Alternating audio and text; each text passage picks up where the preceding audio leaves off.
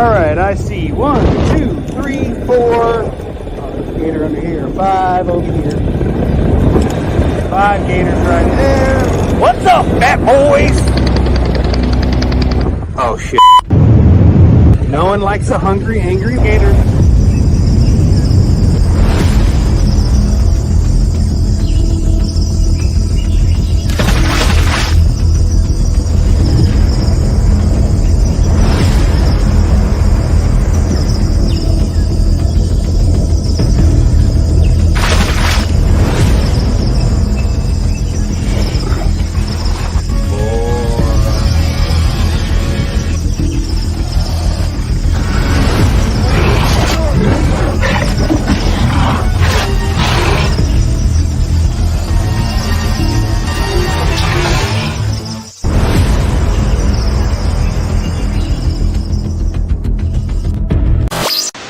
I've got a lot to say, can't hold it in this time. Got no filter, I got no filter.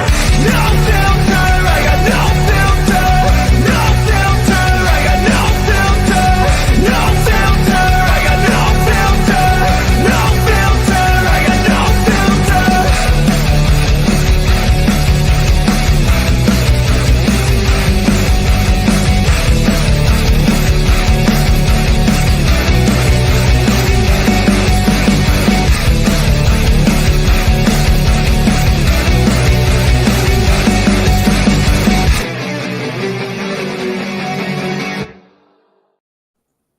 Welcome to Tuesday or Paramotor Hangout Tuesday nights. I'm one of your hosts, Never Trust a Skinny Chef Shane, along with Mr. Paralife Mark McElroy. How you doing tonight, Mark? I'm doing good. Glad to be here. And Mr. Willard, Will Fly. How's it going, Will? Man, I'm doing absolutely awesome. I am I'm a little under the weather from my trip to Purdin's. Apparently played too much and slept too little, so I am I'm exhausted and working on this cold thing that I got, some chest cough thing. It's retarded. Anyways, we are here tonight to talk about Dave Purdin's and how much fun we had and what we did, what we saw, what we learned. Even we can go actually talk about before we made it to Purdin's. Will, what you did and what Mark and I did. Apparently Will was too good to hang out with Krista's family, so he went and hung out with his own family at their own farm and missed out on a killer new LZ that we discovered. So we'll have to talk about that as well. So where do we want to start, guys? Mark, do you want to talk about how you lied to people? I mean, to Krista and me? Yeah, that's true. The day before, I pretended I was just working, and then the day that Shane and Krista were driving up there, I wasn't supposed to get there until the following day, but I had left at 5 o'clock in the morning, headed up there to beat him there, so that when he come in the driveway, I'd already be sitting there. So that was fun. And the best part of all of that is we're pulling in and I'm like, whose camper's in the way? And Krista goes, it's Mark's. And I'm looking at the camper. I'm like, how the heck does she know that? Completely missed Mark's truck with his gigantic box on the back of his truck. It's got Paralife written all over it. I was like, oh, it's Mark. And she's like, yeah. And I'm like, oh, he lied to us. That was good. And you got the family to lie to us too. So that's even special. That's more special, just so you know. We did have a little adventure on the way up. Next Batman that's in the chat, he rode up with Krista and I. And on the way up, like I do every time, whether I'm pulling the big camper or I'm pulling the cargo trailer, I check the tires every time we get gas, and I happen to check the tires, and well, one of my cargo tires decided to break a belt, and when it did, it sent individual fibers of metal strands outside of the tire, so it looked like a porcupine. And it still had air in it, and we switched it out with the spare tire, which I realized at that time that the spare tire was not the right size tire for that load capacity. It was 1,000 under what it should be. So we quickly tried to figure out where to get a new tire put on the old tire, and went to discount auto parts stores or discount tires or whatever, and they were like, "Oh, it's going to be 2 hours." We had already hit 2 traffic jams that added like an hour to our trip already. So I was like, I'm not waiting 2 hours. So we found, I believe it was a Northern Tools. Went in, bought a brand new tire on the rim, slapped it on the cargo trailer, and was headed out. Just to hit 2 more traffic jams that added another hour to our trip. By the way, the trip without any problems is about 15 hours. So it sucked. It took us 16 and a half or 17 hours to get there. It really was a tough trip there. So once we got to Mark's, it was what time was that, Mark, when we got to Mark and Michelle's house? I think about 5 o'clock maybe. Yeah, and it was a flyable or no? I don't remember if it was. No, it was windy. Yeah, so we got up the next morning. Well, actually, Krista, whenever she gets with her cousin, they catch up. They're 2 close cousins, if you will. And I think we went to bed around 12 o'clock that night when we had got up at 3 o'clock in the morning. And then I got up at 6 to check the weather. And was it flyable that morning or no? I can't remember, Mark. Yeah, I think that's the morning where we flew out back, where it was super foggy. It wasn't really flyable, but we flew for a little bit anyways. Yeah, the fog was under 200 feet, and we were literally flying right above the trees, and our wing was in the fog, and it was just like, yeah, this isn't worth it. So we came back and landed, and then we were there. What did we get there? What did we get there on the 24th, which was a Thursday, actually a week before Purdin's. So we spent the whole week at Mark and Michelle's and flew whenever we could. And then the next Batman, I say his name wrong every single time. You'd think after 9 days of being with him in a 17-hour ride up and 15-hour ride back, I'd get his name correct. It's Andres. Yeah. Okay. He's a fairly new pilot, so less than 50 hours, and it was the field in the back was a little difficult. It's a little narrow and filled with a few obstacles. So we ended up finding a private airport. This guy builds. Mark, you want to tell him what they build? What plane he builds? Oh, I have to think about it. I forgot. It's a twin engine, open cockpit, can fit up to 3 people in a row. Maybe Will knows what that is. It's built in, I think, around Sebring, Florida. It's 2 Rotex engines, Yeah. right? And they're mounted on, they're like pushers on the back edge of the wing. And it's an open cockpit. Yeah. And three people can sit in they're in line. So you sit in front or behind the person in front of you. 3D. I think it's a Can-Am. Well, I think that's what he said. yeah. Well, we would our air cam. Air cam. Josh Perry put that in there. Any which way. Very, very nice planes.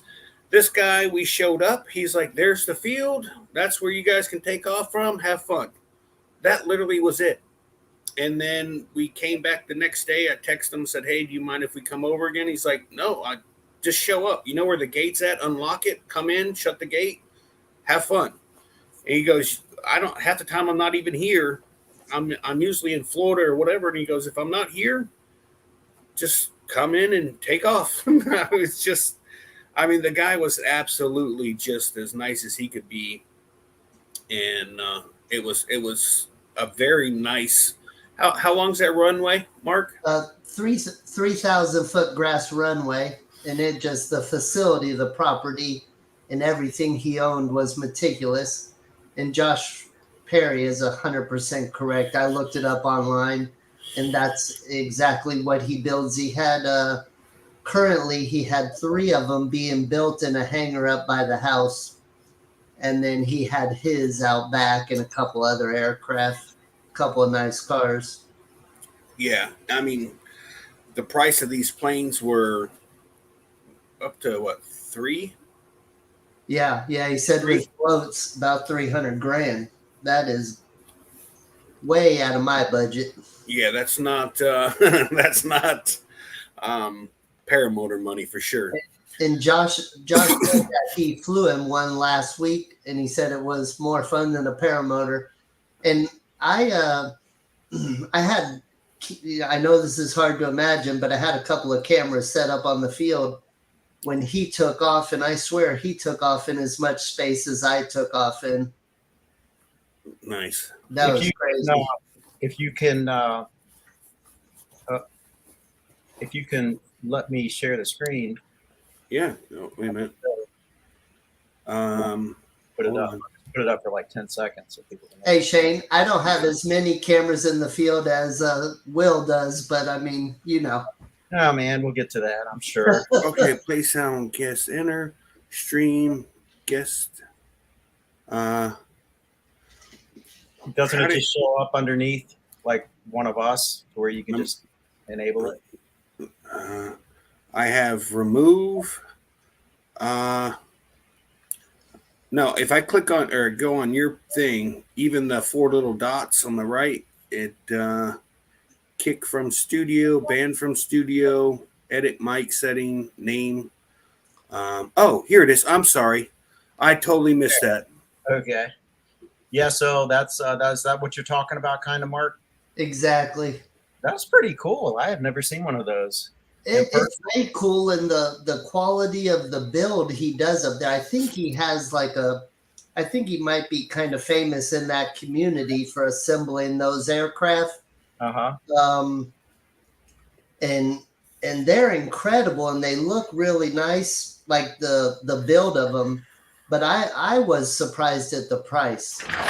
Yeah, that's pretty steep, but I will say the guy was I mean, he didn't want to know. I mean, he knew Mark, Michelle's husband, Mark.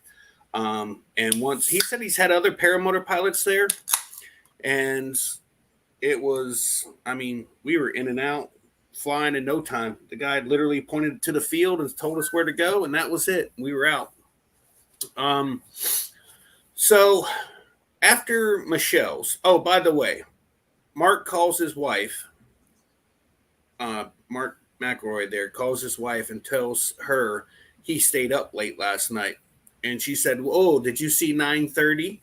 And I kept telling Mark, because Mark's like, "Why don't you go to bed earlier?" I go, "Mark, it's a black hole. You go in downstairs, and well, you've been downstairs. Now there's a pool table down there. But anyways, you go downstairs, and it's you just start having fun, and time goes by." Mark, what time did we end up going to bed that night? 1:30. You won't see that again. Yeah, 1:30 in the morning, Mark goes, "I think I'm going to bed." And I at that point, we all realized what time it was. We all went to bed, and woke up the next morning, and I don't even think it was flying. We ended up having some really weird winds. It wasn't like it's been the last 3 years that I flew out of there. Normally, the wind is coming from the road to the house, so you can fly out of the front. This time, it was from the house to the road. And if you made it over the house, that's fine. But then you had 60, 70-foot trees behind the house that you had to climb over too. And yeah, I'm not doing all that. So we ended up doing out of that back pasture, which I didn't care for as much as any but the next person. So we end up loading everything up, and we head over to Dave Purdin's. We get there. Oh, actually, we rebuilt my carburetor. I was having the engine wasn't running great, and rebuilt the carburetor at Michelle's. And Mark and Andreas, see, I said his name wrong again, went to the airport, or that private airport. I stayed at the house. I was just going to launch from the house, which is only maybe a 5-minute flight from either or to the from one property to the other. So I was just going to fly from the house and then have them land there and then whatever. But my motor wouldn't stay running after the rebuild.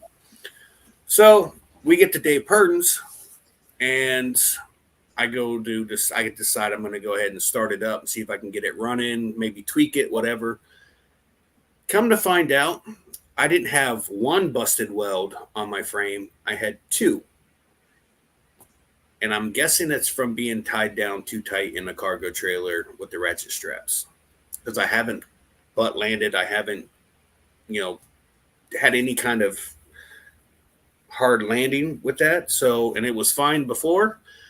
And after the cargo trip over, I ended up with two welds that were broke. And on further inspection, I also had a hairline fracture in my, or crack in my swing arm. You'll be fine.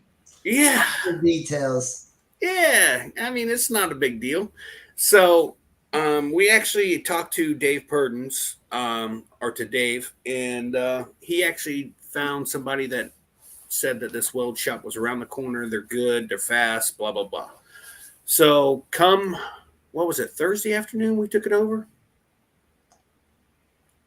I think it was Thursday afternoon we took it over. Yeah.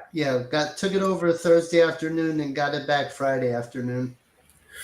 And yeah, he said, I'm not sure if I'm going to get to it today or tomorrow, but definitely by Monday. I said, well, by Monday I'll be in Florida. So if you ain't going to have it done by Friday, let me know. I'll come and pick it back up. No big deal. So Thursday, everybody got to fly. Friday morning, people flew. And I was just sitting there watching. My favorite fly-in of all times. And I want to say there was a total of, let me look this up real quick. What did Amy say? There was a total of 181 pilots at this fly-in. And it was absolutely, like I've always said, it's my absolute favorite fly-in, the place to fly, things to see. It's just amazing. And I'm sitting there on the ground, and Nick from Just Us E-Bikes was like, "Hey, you can fly my gear," because he had a foot launch and he was flying trike. I refuse. I just can't fly someone else's gear. That's going to be the time that I actually ball something up, and I don't want to be part of that. So I was just sticking it out because I didn't want to fly it. So long story short, we went over Friday afternoon, and the guy had everything welded up. I had a guy that's a 30-plus year welder inspect it. He said it was a good job, and swing arm looked good. And we paid him a whopping, all he asked for was $25. And I said Mark paid.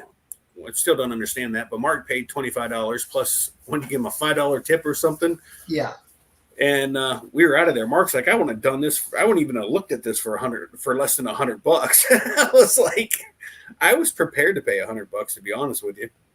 Yeah, that was my guess. I figured it'd be at least $100. Yeah. What's that, Will? I was $25 is unreal. I mean, especially to turn it around within 24 hours. That's probably worth something. And you're talking two different metals. You're talking stainless steel and aluminum. Yeah. So I was just like, all right, let's get out of here before he changes his mind and forgot to add 100 before that 25. Let's go. So we went back. Can I ask you a question about that before you move on? Yeah. Where the cracks were, because you said that you suspect that it may be how you tied it down. Were they like symmetrical? They were on one side. So, and they weren't cracks. Yeah. Go ahead. It snapped off the weld. So where the weld was, it just tore from the pipe itself or the tubing. Okay. And for some reason, none of us have photos of this. So was it two though? It was a one side, or no, one at the top right and one at the bottom. So right where the motor mounts are supposed to go, right above it and right below it, where the welds were that held another pipe coming in this way and a pipe coming in this way, it snapped there, and down at the bottom, same thing. So what I'm thinking, The reason when I'm asking about it, go ahead, Sean. I was going to say the way I tied it down, it's back and down. So it's got a downward force pulling it towards the wall and towards the floor. And I think that it was just too much. And my wife did say, we do have some JB Weld. We can just put it back together. It'll be fine. Yeah, your wife must love you, man. Well, I'm wondering also the pressure of the bouncing of the motor itself, placing force on it. Well, it's sitting up against the wall. So there's not that much movement. You know what I'm saying? You got it being pushed against the wall this way. So any of this is going to be stopped by the wall plus the frame. I have no idea. The only thing I can think of is it was tied down too tight. Because I've had that. I've gone up there 4 times and I've tied it down the same way every single time. So I honestly don't know what to do about it differently. Yeah, I don't know. That's I kind of want to know what I could do. I mean, to keep it from happening in the future. Yeah, I mean, Saw it. Oh, Mark caught it. Shane already tried to run it up with 2 broken welds. I was already trying to run this thing up, and then another thing you might do is just make a little place on the floor for it and pin the bottom of the frame. That's how I transport mine. But at the same time, the motor is still, the weight of the motor is still bouncing on the motor mounts the whole time. Yeah. I mean, I don't know. I know I've seen a video. Somebody put a stand underneath the motor mount or the motor to keep it from being able to be jostled around. I was actually thinking about, on the way up, we actually set the motors on pool noodles just to give it that little half-inch of cushion. But the cargo trailer doesn't really bounce. I mean, not hard. It does kind of float when you hit a bump, but it's not terrible. Anyways, so we got the motor all back together and everything, and we flew. Mark, we did a pretty good trip with what did we go south? Yeah, we went south, and I recorded about 1 hour and 20 minutes. That was the longest flight I had at Purdin's. It was good.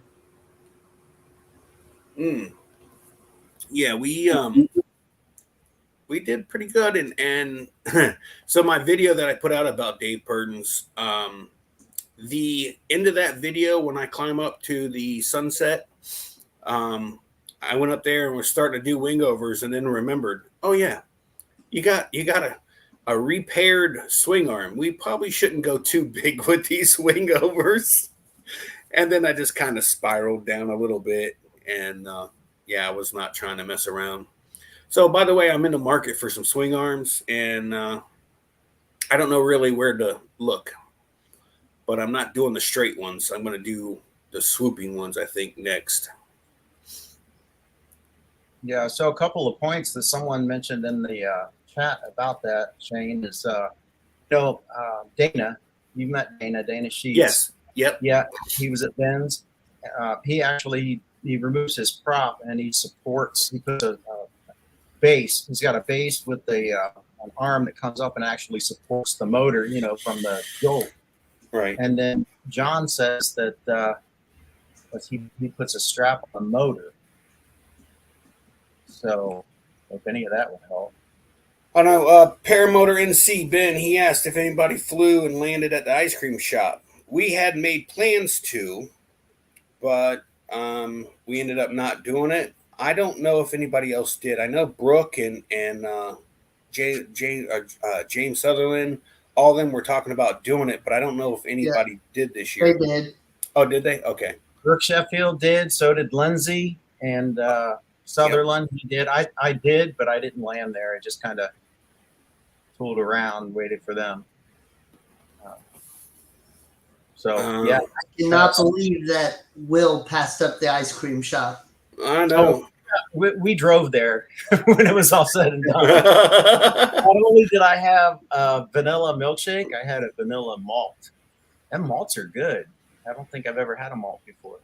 Well, I can tell you that landing at the DQ in Portsmouth would be that would be good YouTube video. You'd probably go to jail, but either that or kill yourself, one or the other. But Yeah. they make good content. Yeah. Yeah, we didn't have any I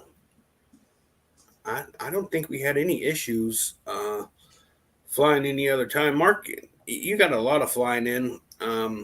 I was sitting on the sideline. I felt like Will in the morning just watching everybody fly, and he just going, I don't fly in the morning.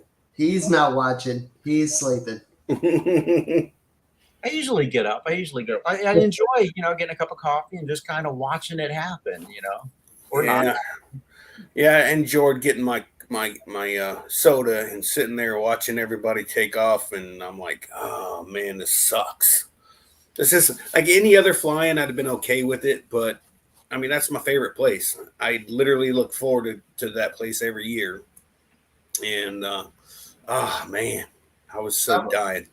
I want to hear about Will's adventures at his family farm. Yes, my adventures. I can't remember if it was last year's or the year before. It was pretty much a copycat of that. I hooked up with my cousins, and the weather, at least in southeastern Ohio, it was beautiful, but windy as crap. And so I got one flight, a total of about 15 minutes, and it was a bit of a challenge because you got corn, and then you got the grass strip. So I mean, it's not like you've got this wide area. And the whole time I was there, it was a crosswind. So I managed to take off, and like I said, it was bumpy, so it was only a 15-minute flight, and I decided to come back down and land. And of course, landing crosswind in a narrow strip, the corn on each side, it went perfect. It was just like I was proud of myself until I got below that freaking corn, and then all hell broke loose. Yeah. Ended up taking a knee. I mean, I didn't break anything. It wasn't, traumatic or anything, but I was like, this is really nice. And yeah, in my video, you see me have a motor out. That was before my carb rebuild, and above the tree line, the wind was blowing pretty good. I was like, oh man, I'm pretty good set up on my approach. And just when I got below the tree line, the wind just almost like disappeared. So I went a little long, and I was like, I'm not going in the corn, but I'm going to go next to the corn. So I kind of eased over, but the wind took my wing, and I laid it on top of the corn. And I thought it was pretty funny. There's a lot of freaking corn in Ohio. Have you noticed? Yeah. A lot of soybeans too. Yeah, a lot of soybeans. I mean, we got the soybean fields here in North Carolina. We don't have as much corn as they do. We're as big as fields, but the one thing I did get to do is we went up in the Stearman and in the Scout, and I got to fly. I flew the Scout last time, I think, but the Stearman I actually got to fly this time. It was just an amazing experience because I was thinking it was going to be real heavy on the controls. Mm-hmm. And now, man, it's just light as a feather, real responsive, and just love that plane. So, and that's what we were getting at with talking about your family farm, not your 15-minute flight on the Paramotor. We want to talk about that other plane that you were in. Yeah, the actual one. Yeah, that was it. It was just as fun. I've said ever since I flew in the Stearman that was the funnest airplane ride I've ever had in my life, ever. And this was no different. The open cockpit makes a world of difference. And looking out and seeing those two wings and the struts and the wires, and there's just something about it that's magical. And it's kind of like very similar, I guess, to when you do a tandem. Have either of you done a tandem yet? No.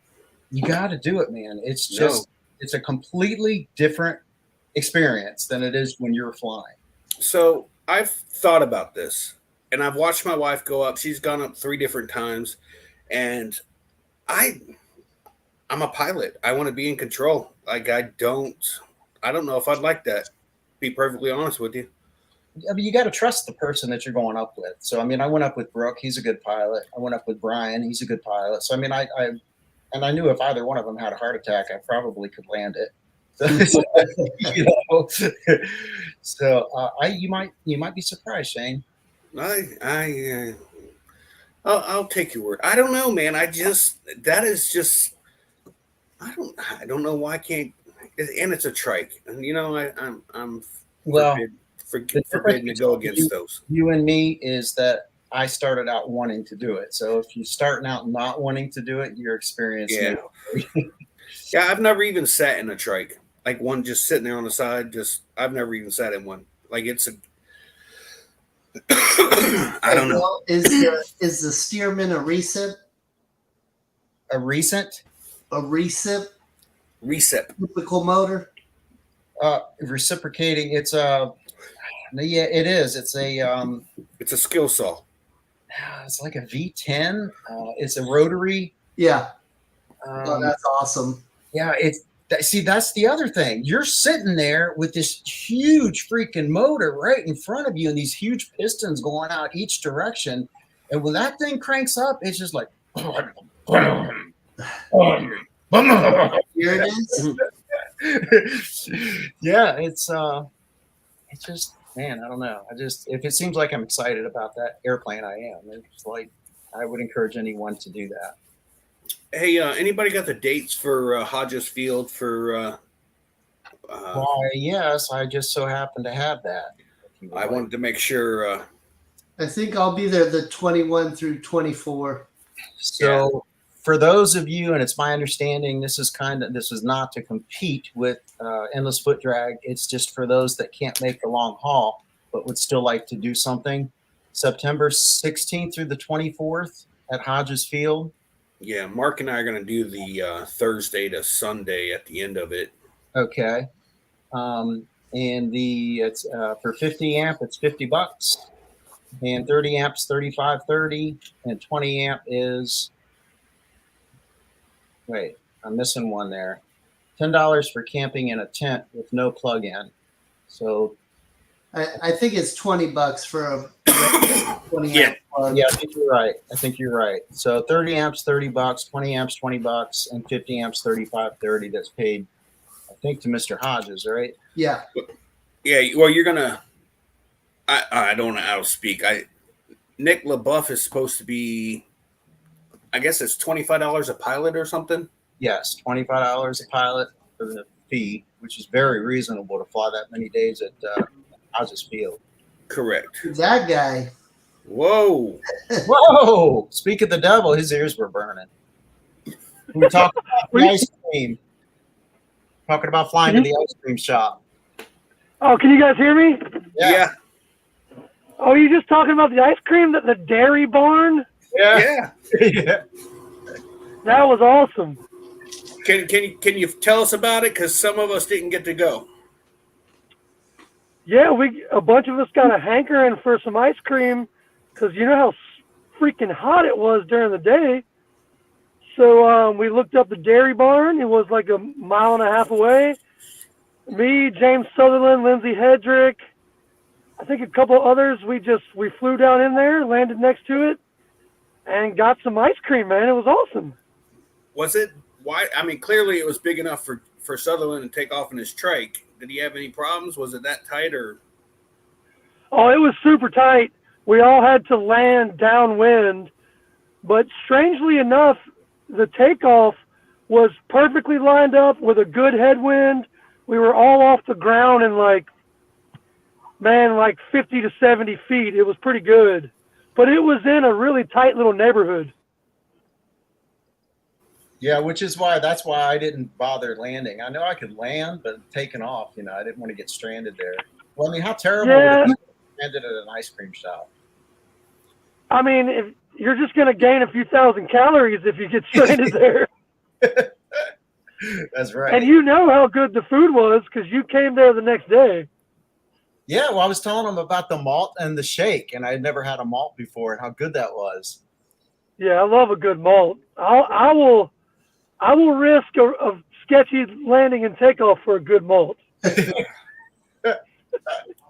Yeah, I kind of missed out on that one. I kind of regret it, to be honest with you, but. Hey, there's always next year. Yes, sir. This was Brooke's first time. I told you you'd like it, Brooke. I knew you would. I mean, anybody. I was just bragging to everybody tonight at the LZ. I was like, you guys got to come to this next year. Don't miss this flying. I tell everybody every year, this is my favorite one. If you said, Shane, you can only go to one, it would be this one every time for two reasons. One, I get to spend time with Krista's family, and it's awesome. And two, the place is just amazing. I mean, you can fly in either direction for an hour and never fly over a congested area. Yeah, I loved it. I loved everything about it. The landscape, the people, the LZ, the ice cream, the food they had there, the people, all the other different types of aircraft that were there flying. It was probably the most well-rounded fly-in I've ever been to. It was great. Yeah, That's a great way to put it. Yeah. Well-rounded. I mean, it kind of just. So yeah, I would agree. Now, I will tell you, I was not happy about parking next to a porta potty on purpose and then to move it 100 yards down the road. I know, right? I was like, son of a, like now, man. I was just told him I took a poop right where it was just to prove a point. Yeah. I did say to Dave Purdin, I said, hey, what's up with the porta potties? He's like, next year we'll have more. He's like, I don't, but those porta potties were in the exact same spots they were last year. Why was this year a problem? I think they moved it down so that the people making the food or whatever didn't have, because they had a real walk, I guess, every time they needed it. I don't know. That's my guess. I don't know the reason. I just know that I walked around that corner and I was like, where'd that sumbitch go? I looked and I'm like, holy crap. I'm going to need a Segway or something to go down there to go pee every time. I parked next to it on purpose. Yeah, we did too. Everybody was like, oh, you don't want to park next to the porta potty. I was like, yeah, I do, because when I stumble out of my camper in the morning, I want to basically fall into the porta potty. Yeah, exactly. And on that side of the field, it ain't like you can just go out back of the campers and just go to the bathroom, because there's a kid park across the field, and you don't want to be that guy. I think you would have been safe. Yeah, I mean, their vision ain't that great, but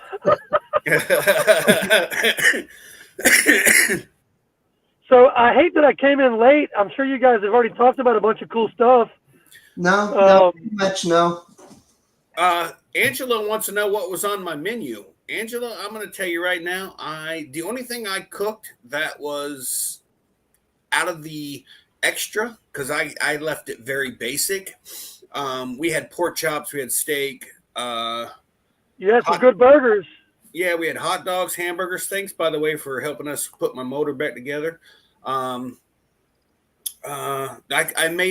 found I don't know, maybe a 3.5 pound piece of a brisket. And I actually cooked that on a regular charcoal grill, and it came out phenomenal. I was really impressed with it being just a regular crappy grill, and it turned out pretty doggone good. Mark came out late and it was all gone.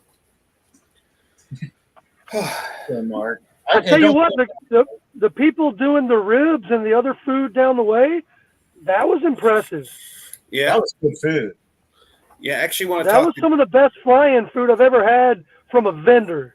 I actually want to talk to Dave and Amy about next year. I think I want to maybe bring up my pit boss and maybe do some extra cooking and sell it up there, just for fun, I guess. I don't know, something. But anyways, it was. I did not go. Mark, you went and had their some of that vendor's food, correct? Yeah, it was good. It was good, and it was good to support them for being there. Yeah, yep. Man. It had meatloaf and what was it, ribs and brisket? Didn't they have a brisket? Unbelievably good. Yeah. So good. So for $12, reasonable too. Yeah. Because it's like you even get the drink. So you get the meat, the 2 vegetables, the drink, $12, more than reasonable. Yeah. Yeah, I love the food. It was really good. Brooke, what would be the favorite thing you seen while you were flying up there? What was the thing that you're like, holy crap, that was cool? Man, there was so much cool stuff. It's kind of hard to have one answer. There was a lot of stuff I saw that was cool when I wasn't flying, and then there was some pretty cool stuff going on too while I was flying. In general, just for me being a part of that impromptu formation flying that happened was the coolest thing that I was a part of, that I saw. I was overwhelmed with how cool that was. And there was like this whole crew of guys that I'd never met before that we met the night before, all doing a little one-wheel run around the high school. And that same group of guys, we just kind of met up in the sky randomly, and they started some formation flying, and then my crew followed in with them. I think the formation flying was the neatest thing that I saw and I was a part of. It blew me away how it just happened out of nowhere, how random it was, but how almost like it seemed planned. It was like that hive mind coming together. That was the coolest thing I was a part of in the sky. The coolest thing I saw was probably the base jumps, even though I couldn't see them because they were at midnight. Well, there was, what about... Not base jumps, but whatever you want to call them. The people jumping out of trikes, and it was awesome. Yeah, they fell out of trikes. Yeah, they fell. They fell out of trikes. Yeah, good Thank God they had a parachute on. I already said that, Mark. Hey, there was 2 guys that fell out of the trikes during the day. The first guy, Brooke, that first guy that jumped, he wasn't, would you say more than 300 feet, 400 feet? Oh, I thought he was like 200 or less. Yeah, I didn't want to be the one to say it, but yeah, it was not nothing I want to be part of. No, as soon as he left the trike, it was like, boom, he didn't waste any time. And then we were. It was like he jumped off a bridge. That's how it was. It was that low. Yeah. There was the second guy. We were getting in the truck to leave, and I've got that panoramic sunroof thing. So I opened it up and I watched that trike, and I just seen that guy jump, and I was just like, that ain't very high. I mean, it's high enough to kill you, but it ain't very high enough to get a parachute, in my opinion, to open up and be comfortable on the way down. But he did it. Yeah, then they did it in the middle of the night. That shit was awesome. Yeah, I didn't see none of that. I was fast asleep. Yeah. Now, the worst thing I saw, and again, guys, I'm not trying to talk about things we're not supposed to talk about, but there was a crash there while we were there. I don't know if you guys already mentioned that. Oh, no, we didn't. Holy crap. Oh, Brooke, thank you for that. No, we did not. We did. There was. I did not see it. Brooke, you did see it, correct? I did. I did catch it. And just to be clear for people watching or listening, nobody was hurt. Everybody was okay. It's an equipment damage only. But that was in a million, 1 in a million that no one was hurt. There was 2 PPCs that collided, one on takeoff, one on landing. And it was just like this, you just couldn't dream up something this strange. It just happened out of the most random of chaos. And it was very scary to watch, but luckily everybody was all right. But yeah, the only thing I saw all weekend was a PPC crash, collision, mid-air, low level, and everybody was okay, thankfully. So, that was the kind of negative highlight, if you will. But again, everybody walked away, so it's not like we're talking about something that terrible. Luckily, it was just equipment damage. Yeah, it was bad. I mean, PPCs are huge. These things are massive. They're huge. And one guy was, I guess, was he taken off or landed? Hit that. So, hit the let me share thing. I'm sorry. Here you go. Oh, do we have video? Oh, is this in? Oh, I didn't even know we had. Well, where are you hiding this at? I ain't telling you. Right there. You? Boom. Oh, you got this video? Wow, this is amazing. I never knew there was video. I've been wanting to clear up what I thought I saw since it happened, and I mean, I was watching it and I couldn't remember what happened. It was so chaotic. Well, so wow. And yeah, so loud. we played this video last night. Scuba Steve turned me onto this. It's a video within a video, but somebody did capture it. And so you actually saw it happen, right, Brooke? I did. I was working on James Sutherland's prop, and I was looking to the east, and somebody says, hey, there's a guy in a PPC taxiing, and he's doing like the 360 that everybody gets impressed with if you can take a wing around. Mm-hmm. So he was taxiing one direction, and then he like takes a turn and taxis the other way like he's going to take off, and then you see what you saw in the video, one guy going one way, one guy going the other. Okay, yeah. So you're the only one that I've talked to that's actually that saw it as it happened. I just heard it. Was this guy? Do you know if this guy was the one landing? Was he the registered one? Oh, it's so one the guy the red one was the guy that was doing the taxiing on the LZ that was kind of erratic. And even James and Bruce, the guys I were with, were like, hey, you guys got to look at this. Watch this guy. He's doing something kind of crazy. And then right when he said that, everybody's like, watch out. Whoa, what's he doing? What's he doing? And then I look to the left, and that's when I see the collision because I'm behind the Charlie soaked tent. So I can't see straight out to the LZ, but I can see to the right side and the left side of the tent. And man, yeah, that was wild. Hey, wild. Will, keep playing that because Krista's coming here. She hasn't seen it yet. The PPCs that crashed? Yeah. Like someone got it on video. And they both had passengers, I think, too. I know the one did. I seen the two of them get out of, I believe, the yellow one. It's really amazing that no one got hurt. It's just unbelievable. This guy him here. And nobody had helmets on either. Whoa. Wow. Yeah. And there was some extensive amount of damage to both those. Oh, yes. Gas tanks punctured, wheels hanging off, props broken, frames crushed. I mean, who knows what the wings had? Yeah, I won't even get into that part, but geez, man, I'm telling you right now, that was it was loud. I mean, we were, what would you say, 70, 60 yards from where it happened? Not even. If that probably 50. Yeah. And I was leaning against my truck. Oh, I was at the back of my truck, which was, if I would have just looked, I could have seen that. Oh, that's anyways, if I would have just looked over my shoulder half a second before it, I'd have seen it all. But man,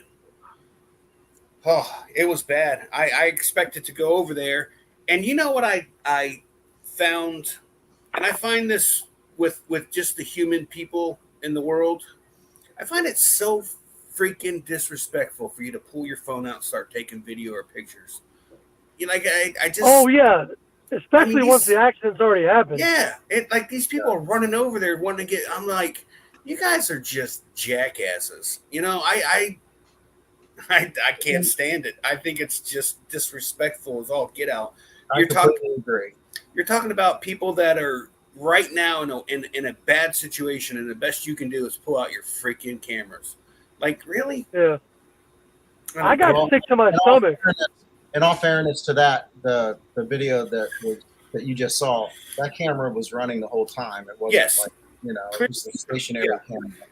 Nope. And guess what? If they were videotaping it in their hands as it happened, that's completely different than going, oh, I didn't get any video of that. Let me run over while they're climbing out of this mangled mess and see. Instead of seeing who's hurt or who's okay, you're going over there just to get video. Insult to injury. To injury. It's terrible. Yeah. You know what I learned about one-wheelers is that, like, if somebody falls and eats it and breaks their back, it's like the first thing that you need to do is pull out your camera and get it as close to their face as possible so you can really take selfies. Yes. That was so funny, but so bad, too. It was almost like a micro version of what we're talking about. Yeah. this guy was in front of me. I was recording, it was a one wheel, whatever, at night. And so it was like a whole row of them with the red lights and everything. And I can't remember the dude's name that I was following. Anyways, we transitioned from grass to pavement. And as soon as that wheel hit the pavement, it slid. And man, the back of his head went whack right against the pavement. And I'm like, oh man, that's not good.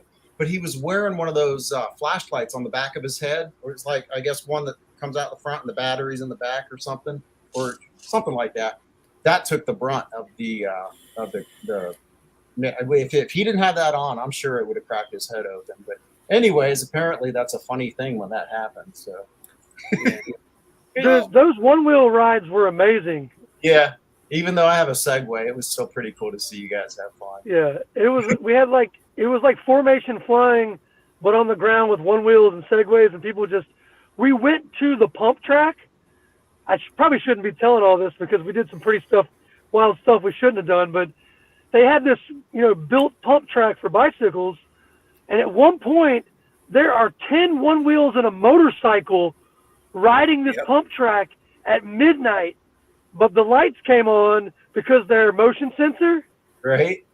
And so this public park lights up at midnight, and there's one-wheelers and motorcycles just laying it down on this pump track. It was so cool. Dude, did that scare you away, or did that just make it even cooler?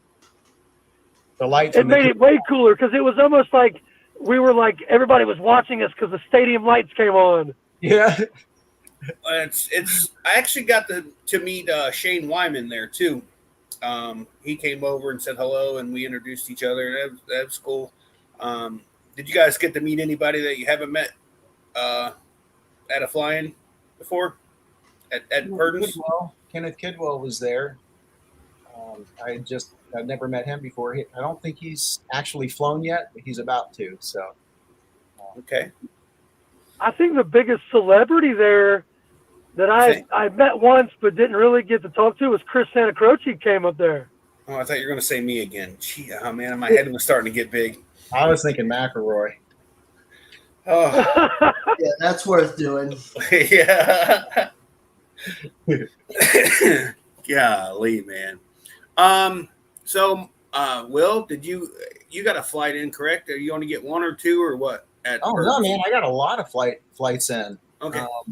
Had a lot of fun. I will share that, my thing is making videos, right? So camera is kind of important to me. And this happened, actually, Brooke, this happened on the way back from the ice cream, flying to the ice cream place. I get over this huge soybean field, and I wear my my Insta360 on my helmet, and all of a sudden it just went into a soybean field, and Krista and I spent, I don't know how much time scouring through a soybean field, but if you lose something in a field like that, don't even bother. I mean, Mark, you did get Krista and your dad to carry your motor out. Mark had Krista on her knees in a soybean field, just so you know. Yeah. Got more skill than me. Yeah. So anyways, I lost the Insta360, but no problem. I had a backup Insta360 that I pulled out and used, and this is the same day. And on the very next flight, I freaking got it on my stick. It's on one of those selfie sticks or whatever, and I was holding it out. The freaking thing just fell off the stick. It was like, damn. It was like the second. I've never lost one Insta360, let alone two in one day. So I was cameraless. Ended up having to go to Best Buy an hour away and get an F3. That's dedication right there. Yeah, I mean, I committed to the shot. Oh, dang straight. And I have some epic footage too. But I did get some good footage, Brooke, on the the formation flying. Yeah, so it was worth it. Oh, I saw a bald eagle while I was there. I got some great bald eagle footage. You did? Yeah, flying with David Wolf when you were supposed to come fly with us, and then I couldn't find you, and then you chased different people, and then David Wolf had a motor out. Yeah. And there was a bald eagle. Brooke said, "Where are you?" I said, I think I'm right behind you. Are you flying in a group of three? And he said, yeah. So I start following this group of three. And that's when you hooked up with us. That was started the formation flying. That's the group of 3. Yeah. So Yeah. technically, I could credit you for starting the formation flying, because if it weren't for me turning around looking for you, I would never have been there. And then it all just linked up. So you're the missing link, Will. Yeah, it's just the universe. That's all. It was just meant to be.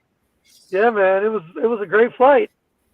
Will got everybody to fly in formation and look for his Insta 360s. Yeah.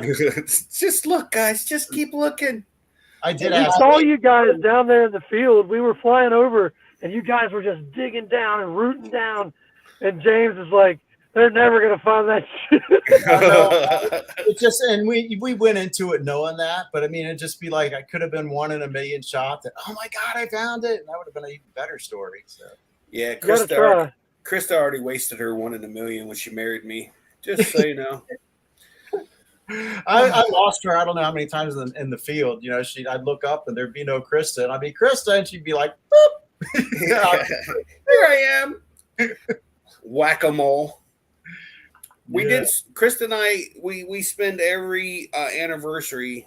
Well, the last 3 years. The first year I went up, I wasn't with her, but our anniversary is the same time Dave Purdin's. We just passed our 28th year anniversary of being married, working on our 30 years together come October.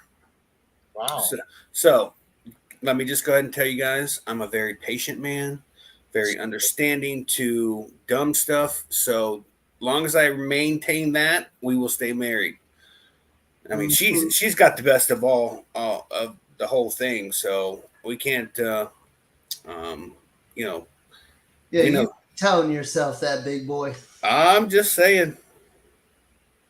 That's who was it who said, gosh, Shane's Planet Shane said, what about a metal detector? I actually, Dave Purdin, and he said he didn't have a metal detector. So.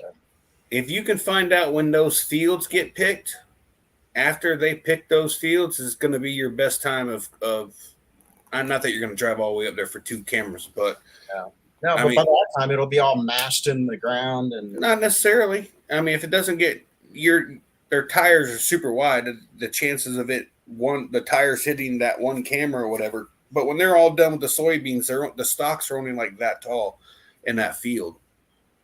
well, it's not the camera as much as it is the personal photos and pictures. I don't want to say. Uh-oh, brown chicken, brown cow on the 360. Yeah. Oh, shit. So for the questions of, is this show continuing on every week? No, we just did it for the Dave Purdin's thing.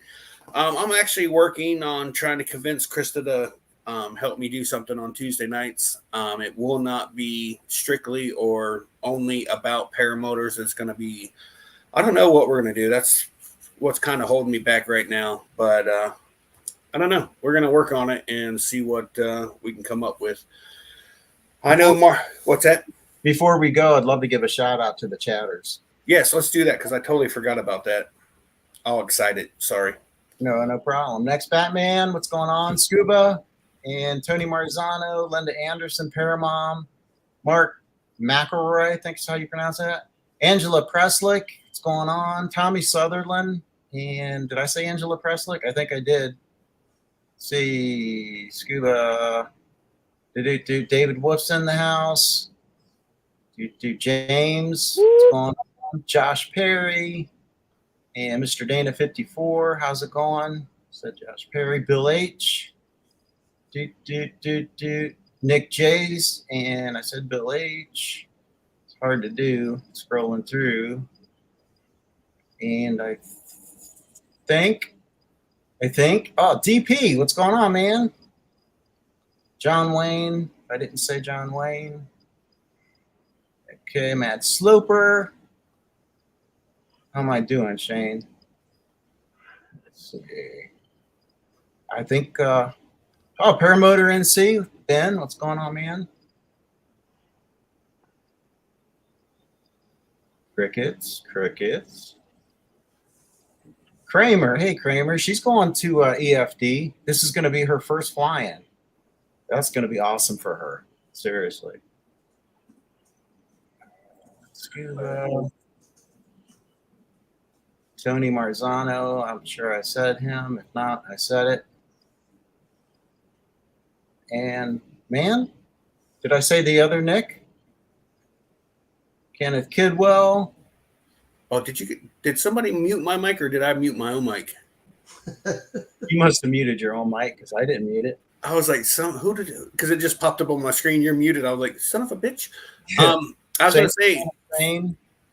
for someone who's never gone to a fly-in before, I think Dave Purdin's would be a perfect place for a newbie to go to their first fly-in. It's not that crowded. It's not that packed. Like Bad Apples, heck no. If you've never flown at a fly-in before, Bad Apples is not the place. Yeah, my buddy Bruce had his first flight to the fly-in there.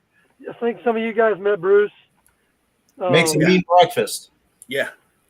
But yeah, he had a bunch of great trike flights. That was his first fly-in. I think he had 6 or 7 flights, and he was just so stoked on how like beginner friendly the LZ was and how it was just easy to navigate even for a beginner. Yeah. Yeah. Tony, what you said about doing a show like Scuba and Munchkin, I'm very interested in that platform. I have talked to Krista about it. We've kind of watched Scuba's show on Friday nights at 8, and you know, Krista's not as talkative as Munchkin is, so we'll see. I don't know what we're gonna do, but I wanna not. I don't know. We're still working on it. How about that? There's no rush, man. Just Yeah. Make it totally organic. If it happens, it happens. If not, Yeah, we should. Too bad it's at nighttime. We can my wife and I go on a bike ride with these e-bikes. It's a 14-mile round trip. We go to the lake, watch the sunset, and then come back. But it's early. It's not 8 o'clock at night. You know what I mean? It's dark at 8 o'clock, so that won't work. But yeah, I started running my GoPro when we do these trips because her and I almost get hit by cars like 3-4 times a night. And it's interesting because people do not look for pedestrians. So that's always interesting. We're like, watch out for cars. Okay. Next thing you know, a car comes whipping around the corner and almost hits us. I'm like, Jesus, man. Oh, all right. So what do we, Brooke, you got a school. Let's hear about that school of yours. And do you have any openings? Well, my school's Pinnacle Paramotor. We're out of Marietta, South Carolina. Right now, we're kind of winding the season down because it's about to get cold here in the Carolinas. So we have openings for the spring coming up. We're already booking for that. But right now, we're basically wrapping up our season, getting sure that all of our students are graduated, and basically enjoying some cool weather finally.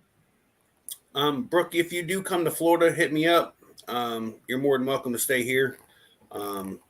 If you come, we can fly the compound, we can fly the beach, we can fly Sebastian Airport, all kind of stuff. I'm coming down to fly the beach. Well, come on. Let me know when you're getting here. Awesome. All right. Will Fly, where can we find you, sir? You can find me on YouTube. Just search for Will Fly or willflyppg.com online. Take you right there. Mr. Mark McElroy, where can we find you, sir? YouTube, Paralife PPG, or online, paralifeppg.com.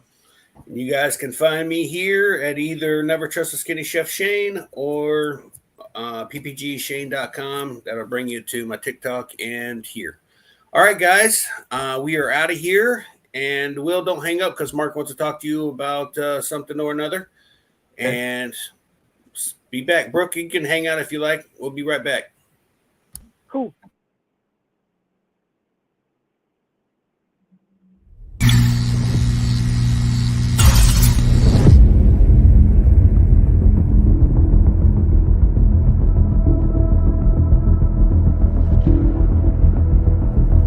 All right, I see 1, 2, 3, 4.